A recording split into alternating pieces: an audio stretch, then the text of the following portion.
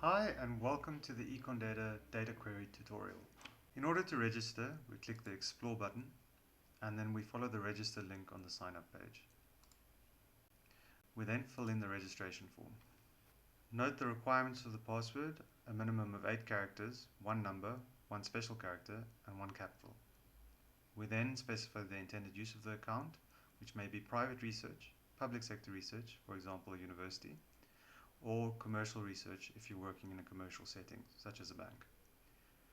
We must then accept that we have read and accepted the terms of use, which can be read at this link, and complete the Google Captcha.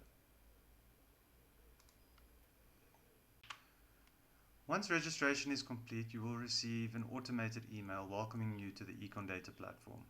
Note at this point that your account will not have been activated. Once your account has been activated, you will receive a further email. And once you've received this email, you are ready to log in.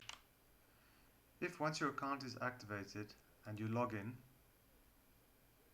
and you come to this screen which says your account is deactivated, but you've received the email to say that your account is indeed activated, it is most likely that the web session is out of date, and you can reset the web session to solve this problem by clicking the link that is at the end of this paragraph.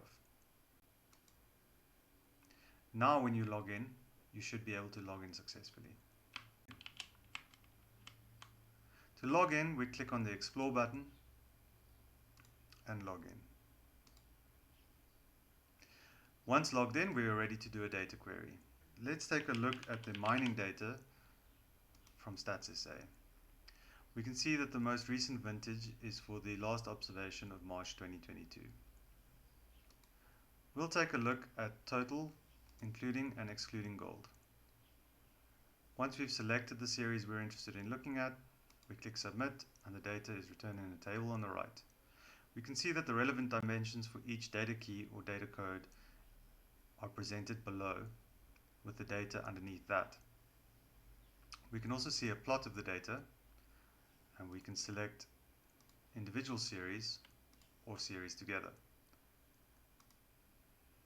Finally, for each data key, we can see further data attributes under the Metadata tab. And that concludes the basic tutorial for querying data.